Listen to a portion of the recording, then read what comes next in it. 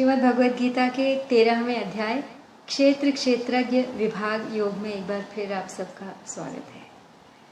पिछले अध्याय में भी हमने देखा कि भगवान ने किस प्रकार क्षेत्र और क्षेत्रज्ञ का विस्तार से वर्णन किया है।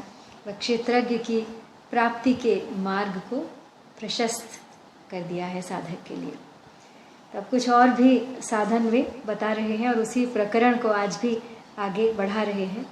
लेकिन उससे पहले हम देख लेते हैं कि पिछले अध्याय में हमने उस मार्ग का कौन सा हिस्सा देखा था, पढ़ा था, किस रूप में हमने उस क्षेत्रज्ञ को या जानने योग्य परम तत्व को जाना था। तो भगवान कहते हैं कि सर्वत्र उसके पाण पद, यानी भगवान के पाण पद सब जगह हैं, उसके नेत्र मुख सब ओर हैं। सर्वत्र उसके पाण पद सिर नेत्र मुख सब ओर ही, सब ओर उसके कान है, सर्वत्र फैला है वही। कोई लिमिट नहीं है ईश्वर की और कोई फिक्स्ड पोजीशन नहीं है कि यही नाक है, यही आंख है, यही कान है या ऐसा एक शरीर है। इंद्रिय गुणों का भास उसमें किंतु इंद्रियहीन है, हो अलग जग पालक निगुण होकर गुणों में लीन है। कहने का तात्पर्य यह है कि उनके ये सब इंद्रियां नहीं है, आंख नाक कान वगैरह नहीं है, लेकिन इंद्रियों के विषय को वो ठीक उसी प्रकार महसूस कर पाते हैं। वे भक्त की पुकार सुन पाते हैं, भक्त को आलिंगन कर पाते हैं, भक्त से बात कर पाते हैं, भक्त को देख पाते हैं। भीतर व बाहर प्राणियों में दूर भी है पास भी, वह चर अचर अति सूक्ष्म है, जाना नहीं जाता कभी। अविभक्त होकर प्राणियों में वह विभक्त सदैव है, वह ज्ञेय पालक और नाशक जन्मदाता देव है।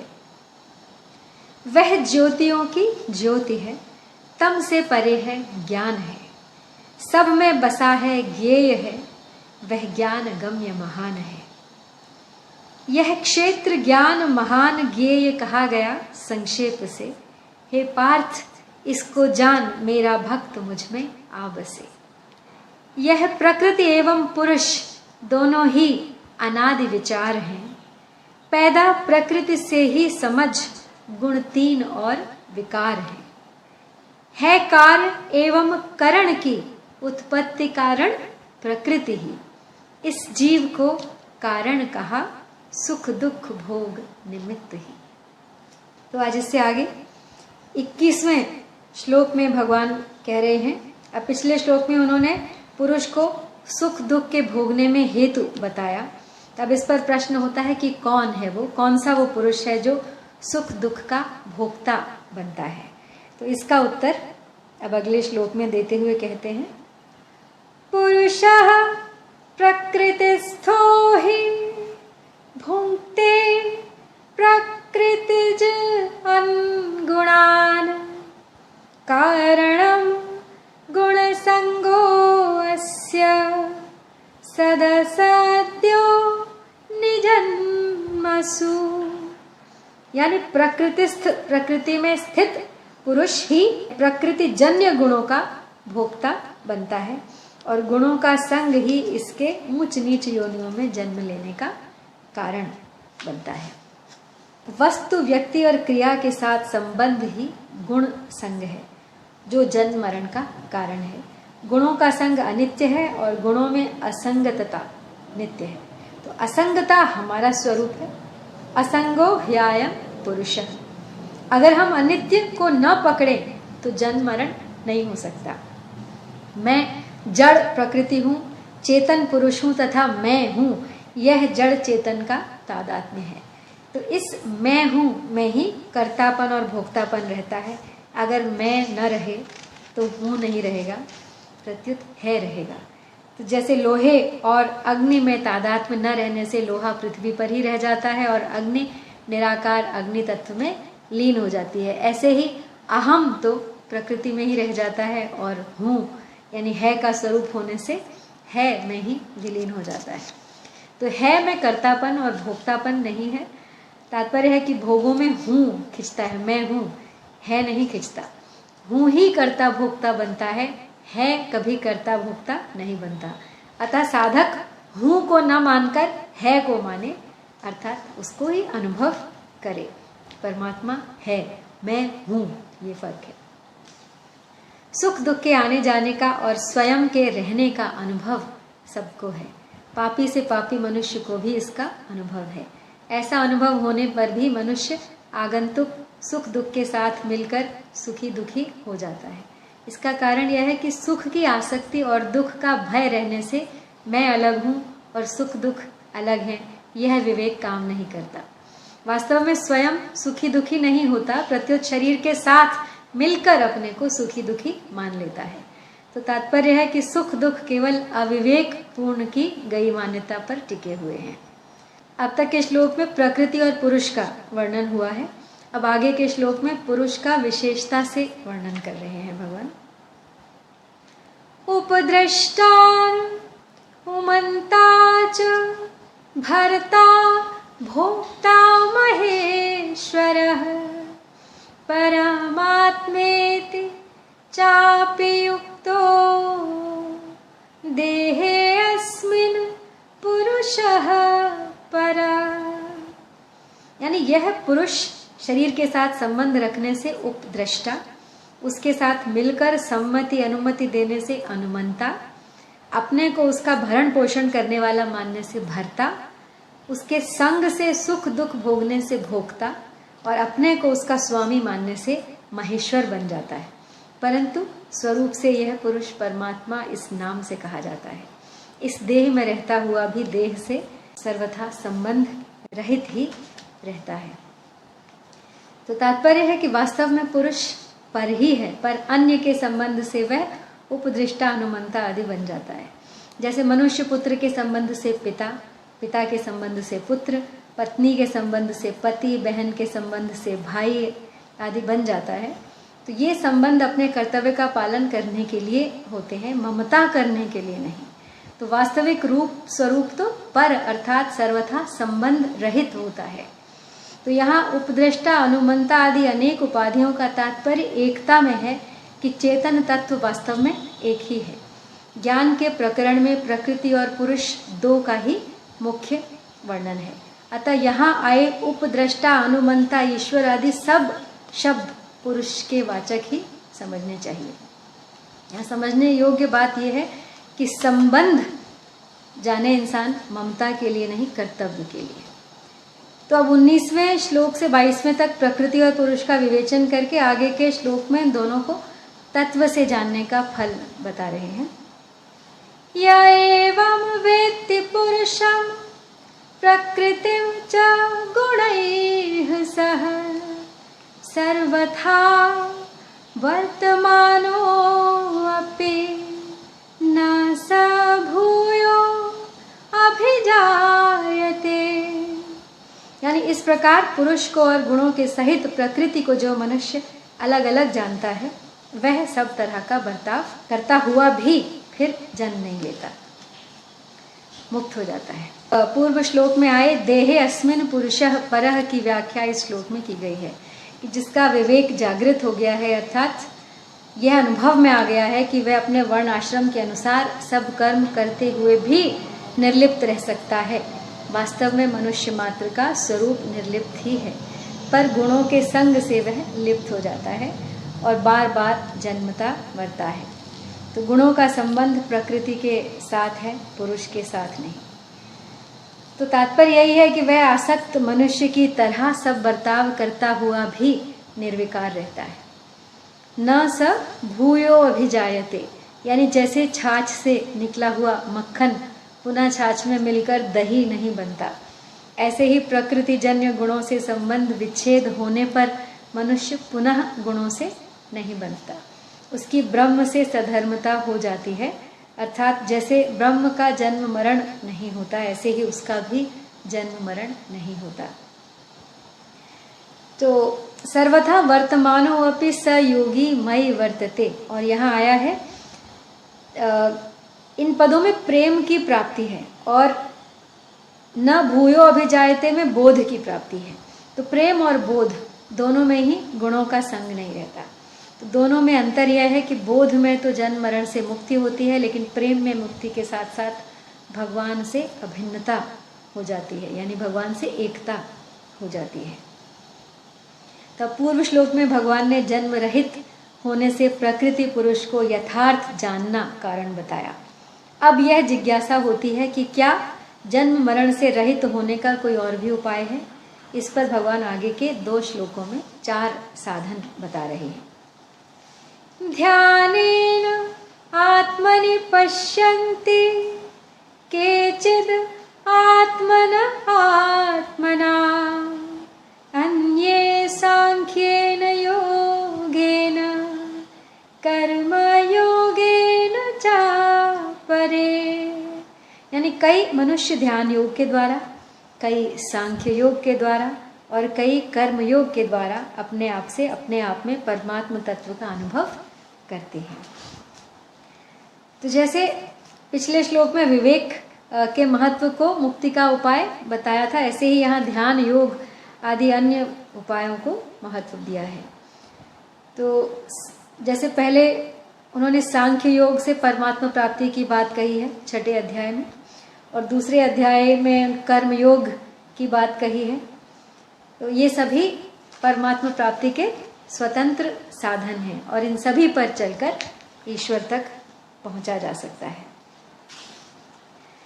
तो अगला श्लोक है, अन्ये त्वेवं जानन्तः श्रुत्वान्येभ्यः उपासते ते अपि चातितरन्त्येव मृत्युं श्रुतिपरायणाः। यानी दूसरे मनुष्य इस प्रकार ध्यान योग, सांख्य योग, कर्म योग आदि साधनों को नहीं जानते, पर दूसरों से जीवन मुक्त महापुरुषों से सुनकर उनकी उपासना करते हैं। ऐसे वे सुनने के अनुसार आचरण करने वाले मनुष्य भी मृत्यु को तर जाते हैं। तो यहाँ जिन मनुष्यों में शास्त्रों को समझने की योग्यता नहीं है, जिनका विवेक कमजोर है, पर जिनके भीतर मृत्यु से तरने की उत्कट अभिलाषा है, ऐसे मनुष्य भी जीवन मुक्त संत महात्माओं की आज्ञा का पालन करके मृत्यु को तर जाते हैं। उपनिषद में एक कथा आती है, जबाला का पुत्र सत्यकाम गौतम ऋषि के पास उपदेश लेने गया। ऋषि ने उसको 400 कृष तथा निर्बल गायें देकर कहा कि तू इनके पीछे पीछे जा। तो सत्यकाम ने उत्साहपूर्वक कहा कि इनकी संख्या 1000 होने पर ही मैं वापस आऊंगा। ऐसा कहकर वह उन गायों को वन में ले गया और वहां उनका पालन पोषण करने लगा। बहुत वर्ष बीतने पर जब उनकी संख्या 1000 हो गई, तब एक सांड ने उससे कहा कि हमारी संख्या 1000 हो गई है, अब तू हमको हमारे आचार्य के पास पहुंचा दे। ऐसा कहकर उस सांड ने सत्यकाम को ब्रह्म के प्रथम पाद का उपदेश दिया। दूसरे ही दिन सत्यकाम गायों को लेकर गुरुकुल की ओर रवाना हो गया। रास्ते में उसको अग्नि ने ब्रह्म के दूसरे पाद का और हंस ने ब्रह्म के तीसरे पाद का और मद्गु यानी एक जलचर पक्षी होता है ने ब्रह्म के चौथे पाद का उपदेश दिया। इस प्रकार रास्ते में ही ब्रह्म ज्ञान प्राप्त करके वह गौतम ऋषि के पास पहुंचा। अब गुरु के पूछने पर उसने सारी बात बता दी और उनसे अपने श्रीमुख से उपदेश देने की प्रार्थना की। तब गौतम ऋषि ने उसको उपदेश दिया। तो इस तरह केवल तत्वज्ञ जीवन मुक्त महापुरुष की आज्ञा मानने से ही सत्यकाम को तत्व ज्ञान हो गया। तो पूर्व श्लोक में कहा गया है कि श्रुति परायण साधक भी मृत्यु को तर जाते हैं। तो अब प्रश्न होता है कि मृत्यु के होने में क्या कारण क्या है। तो इसका उत्तर अब भगवान आगे के श्लोक में दे रहे हैं। यावत् संजायते किंचित सत्वम स्थावर जंगमम क्षेत्र क्षेत्रज्ञ संयोगात् द्विद्धि भरतर्षभ। यानी हे भरत वंशियों में श्रेष्ठ अर्जुन, स्थावर और जंगम कि जितने भी प्राणी पैदा होते हैं उनको तुम क्षेत्र क्षेत्रज्ञ संयोगात विद्धि यानी क्षेत्र और क्षेत्र के संयोग से उत्पन्न हुए समझो। तो यहाँ यावत संजायते के अंतर्गत जरायुज, अंडज, उद्भिज, स्वेदज, जलचर, नभचर, थलचर, मनुष्य, देवता, पितर, भूत, प्रेत, पिशाच आदि संपूर्ण प्राणी आ जाते हैं। तो भक्ति के प्रकरण में भगवान ने परा और अपरा दोनों को अपनी प्रकृति बताकर कहा कि इन दोनों प्रकृतियों के संयोग से ही प्राणी उत्पन्न होते हैं और मैं ही संपूर्ण जगत का प्रभव तथा प्रलय हूँ। परंतु यहाँ ज्ञान के प्रकरण में भगवान कहते हैं कि संपूर्ण प्राणी क्षेत्र और क्षेत्रज्ञ के संयोग से उत्पन्न होते हैं। तात्पर्य है कि भक्ति के प्रकरण में भगवान अपनी तरफ दृष्टि कराते हैं, क्योंकि भक्त का भगवान पर ही दृढ़ विश्वास होता है। उसके साधन और साध्य दोनों भगवान ही होते हैं, परंतु ज्ञान में भगवान क्षेत्रज्ञ स्वरूप की ओर दृष्टि कराते हैं कि क्षेत्र के साथ तादात्म्य करने के कारण ही वह जन्म मृत्यु रूप बंधन में पड़ा है। यहाँ प्रश्न होता है कि आकर्षण एवं मिलन संयोग सजातीयता में ही होता है, फिर विजातीय क्षेत्र जड़ के साथ क्षेत्रज्ञ का संयोग कैसे हुआ? तो इसका उत्तर है कि जैसे रात और दिन का संयोग नहीं हो सकता, ऐसे ही क्षेत्र और क्षेत्रज्ञ का भी संयोग नहीं हो सकता, परंतु परमात्मा का अंश होने के कारण क्षेत्रज्ञ में यह शक्ति है कि वह विजातीय वस्तु को भी पकड़ सकता है, उसके साथ अपना संबंध मान सकता है। दोनों साथ साथ रहते हुए भी अलग अलग ही होते हैं। तो क्षेत्र शरीर है, क्षेत्रज्ञ आत्मा है, दोनों साथ साथ हैं, लेकिन फिर भी वे पूर्णतः भिन्न हैं, एक कभी नहीं होते। उसको यह स्वतंत्रता भगवान ने ही दी है, परंतु उसने इस स्वतंत्रता का दुरुपयोग किया, अर्थात भगवान के साथ संबंध न मानकर संसार के साथ संबंध मान लिया और जन्म मरण के चक्कर में पड़ गया। पूर्व श्लोक में भगवान ने बताया कि क्षेत्र यानी शरीर के साथ संबंध रखने से, उसकी तरफ दृष्टि रखने से यह पुरुष जन्म मरण में जाता है। तो अब प्रश्न होता है कि इस जन्म मरण के चक्कर से छूटने के लिए उसे क्या करना चाहिए? तो इसका उत्तर भगवान आगे के श्लोक में दे रहे हैं। समम सर्वेषु भूतेषु तिष्ठन्तं परमेश्वरं विनश्यन्तं यः पश्यन्ति स पश्यति। यानी जो नष्ट होते हुए संपूर्ण प्राणियों में परमेश्वर को नाश रहित और समरूप से स्थित देखता है, वही वास्तव में राही, या वही वास्तव में भगवान को सही रूप से देखता है। तो जैसे आकाश में कभी सूर्य का प्रकाश फैल जाता है, कभी अंधेरा छा जाता है, कभी धुआं छा जाता है, कभी काले काले बादल छा जाते हैं, कभी बिजली चमकती है, कभी वर्षा होती है, कभी ओले गिरते हैं, तरह तरह के शब्द होते हैं, गर्जना होती है, लेकिन आकाश में कोई फर्क नहीं पड़ता, वह ज्यों का त्यों निर्लिप्त निर्विकार रहता है। ऐसे ही सर्वत्र परिपूर्ण सत्ता में कभी महासर्ग और महाप्रलय होता है, कभी सर्ग और प्रलय होता है, कभी जन्म और मृत्यु होती है, कभी अकाल पड़ता है, कभी बाढ़ आती है, कभी भूचाल आता है, कभी घमासान युद्ध होता है, परंतु सत्ता में कोई फर्क नहीं पड़ता। कितनी ही उथल पुथल हो जाए, पर सत्ता ज्यों की त्यों निर्लिप्त निर्विकार रहती है। यह निर्विकारिता स्वाभाविक है, जबकि विकार संग जो है वो कृत्रिम है, माना हुआ है। तो बद्ध हो या मुक्त, पापी हो या धर्मात्मा, यह निर्विकार सत्ता दोनों में समान रूप से स्थित है। अब जैसे गंगा जी निरंतर बहती रहती है, पर जिसके ऊपर बहती है वह आधारशिला ज्यों की त्यों स्थिर रहती है। गंगा जी का जल कभी स्वच्छ होता है, कभी मटमैला होता है, कभी जल कम होता है, कभी बाढ़ आती है, कभी तपे पहाड़ पर वर्षा होने से जल गर्म हो जाता है, कभी ठंडा हो जाता है, कभी तेज प्रवाह के कारण जल आवाज करने लगता है, कभी शांत हो जाता है, परंतु आधारशिला ज्यों की त्यों रहती है, उसमें कभी कोई फर्क नहीं पड़ता। तो इसी तरह कभी जल में मछलियां आ जाती हैं, कभी सांप आदि जंतु आ जाते हैं, कभी लकड़ी के सिलपट तैरते हुए आ जाते हैं, कभी पुष्प बहते हुए आ जाते हैं, कभी कोई जीवित व्यक्ति या मृत तैरता हुआ आ जाता है, मुर्दा बहता हुआ आ जाता है। तो ये सब तो आकार आते हैं चले जाते हैं, पर आधारशिला ज्यों की त्यों अचल और निर्विकार रहती है। ऐसे ही संपूर्ण देश काल वस्तु व्यक्ति क्रिया अवस्था परिस्थिति घटना आदि निरंतर बह रही है, पर स्वयं चिन्मय सत्ता ज्यों का त्यों अचल रहता है। परिवर्तन और विनाश देश काल आदि में होता है, स्वयं में नहीं। यह पश्यति स पश्यति, यानी जो आत्मा को करता देखता है वह दुर्मति ठीक नहीं देखता।